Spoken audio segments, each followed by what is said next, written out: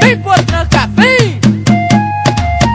Michelangelo foi o segundo filho de Lodovico di Leonardo Buonarroti e Simone Francesca di Neri Buonarroti.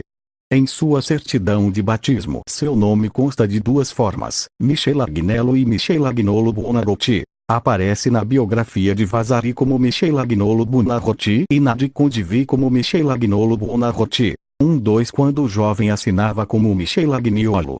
3 Essas primeiras biografias foram escritas quando ele ainda vivia e sua fama estava no auge, e seus admiradores, não contentes em estabelecer uma alta estirpe para sua família, cuja genealogia aparece hoje como duvidosa, trataram de engrandecer eventos relacionados ao seu nascimento e infância, alegadamente proféticos de sua futura glória. Por exemplo, dizia-se que sua mãe caíra de um cavalo enquanto o carregava nos braços, mas teriam saído ilesos do acidente. Ainda bebê, dormindo no mesmo berço de um irmão, este contraiu grave doença contagiosa, da qual faleceu, mas Michelangelo milagrosamente não foi contaminado. Também diziam que seu mapa astral preconizava um futuro brilhante, por causa de uma conjunção de Vênus, Marte e Júpiter no ascendente. 4 Condivi disse que sua família era antiga e pertencia à nobreza, o que era aceito como um fato na época em que viveu. Seria descendente dos condes de Canossa, da região de Reggio Emília, tendo entre seus ancestrais a célebre Matilde de Canossa, e ligados pelo sangue a imperadores.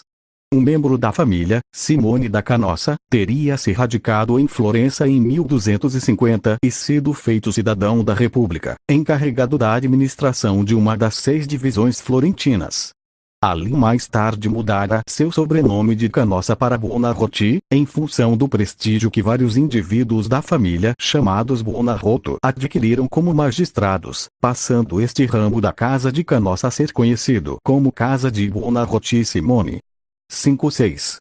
Ele desenvolveu seu trabalho artístico por mais de 70 anos entre Florença e Roma, onde viveram seus grandes mecenas, a família Médici de Florença, e vários papas romanos. Iniciou-se como aprendiz dos irmãos Davide e Domenico Ghirlandaio em Florença. Tendo o seu talento logo reconhecido, tornou-se um protegido dos Médici, para quem realizou várias obras. Depois fixou-se em Roma, onde deixou a maior parte de suas obras mais representativas. Sua carreira se desenvolveu na transição do Renascimento para o Maneirismo, e seu estilo sintetizou influências da arte da Antiguidade Clássica, do primeiro Renascimento, dos ideais do humanismo e do neoplatonismo, centrado na representação da figura humana e em especial no masculino, que retratou com enorme pujança. Várias de suas criações estão entre as mais célebres da arte do Ocidente, destacando-se na escultura o Baco, a Pietà, o David, as 2 tumbas Médici e o Moisés. Na pintura o vasto ciclo do teto da Capela Sistina e o Juízo Final no mesmo local, e 2 afrescos na Capela Paulina. Serviu como arquiteto da Basílica de São Pedro, implementando grandes reformas em sua estrutura e desenhando a cúpula, remodelou a Praça do Capitólio Romano e projetou diversos edifícios, e escreveu grande número de poesias. Ainda em vida foi considerado o maior artista de seu tempo. Chamavam-no de divino, e ao longo dos séculos, até os dias de hoje, vem sendo tido na mais alta conta, parte do reduzido grupo dos artistas de fama universal, de fato como um dos maiores que já viveram e como o protótipo do gênio. Foi um dos primeiros artistas ocidentais a ter sua biografia publicada ainda em vida.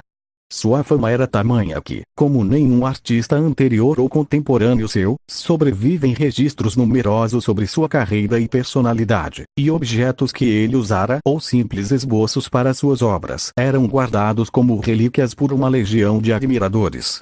Para a posteridade, Michelangelo permanece como um dos poucos artistas que foram capazes de expressar a experiência do belo, do trágico e do sublime numa dimensão cósmica e universal. Lodovico, na época do nascimento de Michelangelo, era administrador das vilas de Caprese e Castelo de Chiusi, subordinadas a Florença.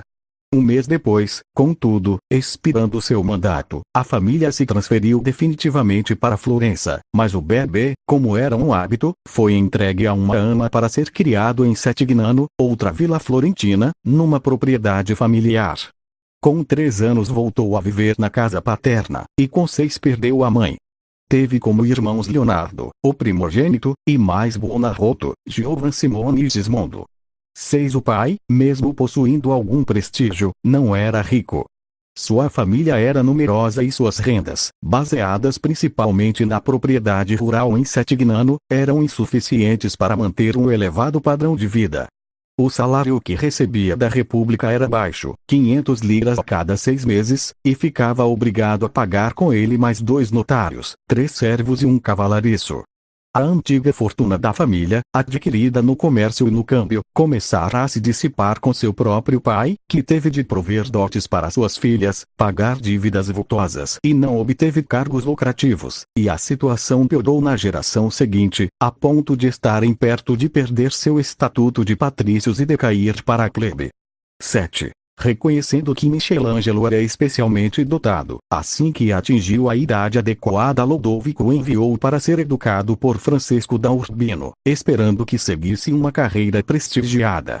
Para a sua frustração, o filho fez pouco progresso na gramática, no latim e na matemática, e roubava tempo dos estudos para procurar a companhia de artistas e desenhar. Tornou-se amigo de Francesco Granacci, discípulo de Domenico Ghirlandaio, que o incentivou nas artes e o levava para frequentar o ateliê de seu mestre, com o resultado de ele abandonar o interesse pela instrução regular, e por isso receber repetidas punições de seu pai e irmãos, para quem a carreira artística era indigna da nobreza de sua linhagem. Mesmo assim, conseguiu finalmente vencer a oposição paterna e ser admitido como discípulo de pintura dos irmãos Davide e Domenico Ghirlandaio, através de um contrato com duração estipulada de 3 anos, assinado em 1 de abril de 1489, ganhando um salário de 24 florins de ouro, o que não era uma prática costumeira naquele tempo. Disse Condivi que a primeira obra acabada de Michelangelo foi a pintura Santo Antônio Abade atormentado por demônios a partir de uma gravura de Martins Schongauer, tão bem feita que teria suscitado a inveja de Domenico.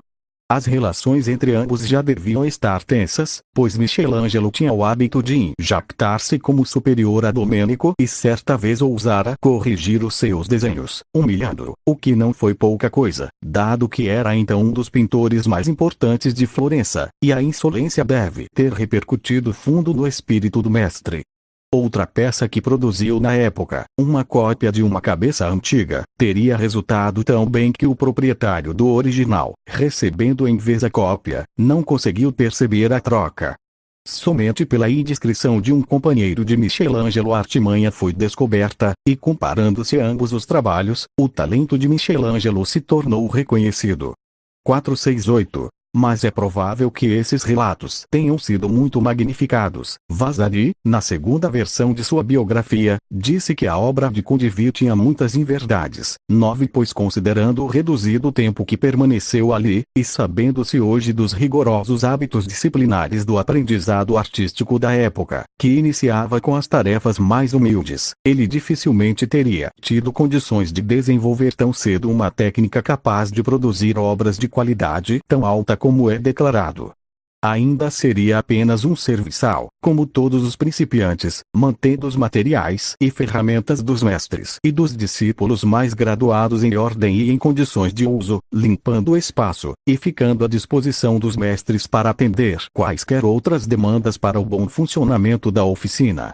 No pouco tempo que lhes restava era-lhes permitido exercitar o desenho através da cópia de modelos consagrados, mas isso nessa primeira fase era raro, pois além do trabalho servil ser exaustivo, o papel era caríssimo e não podia ser gasto à toa com alunos ainda despreparados.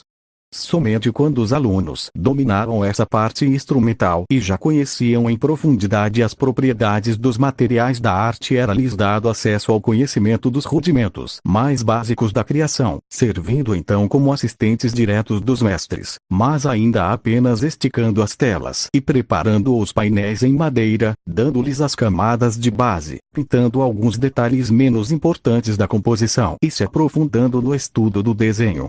Entretanto, parece certo que quando ingressou na oficina de Ghirlandaio, Michelangelo já havia praticado muito desenho, e assim é difícil determinar com exatidão até onde vai a verdade das biografias primitivas, até porque elas constantemente tendem a exaltar o seu sujeito, mesmo que seja reconhecido que seu talento foi precoce e seu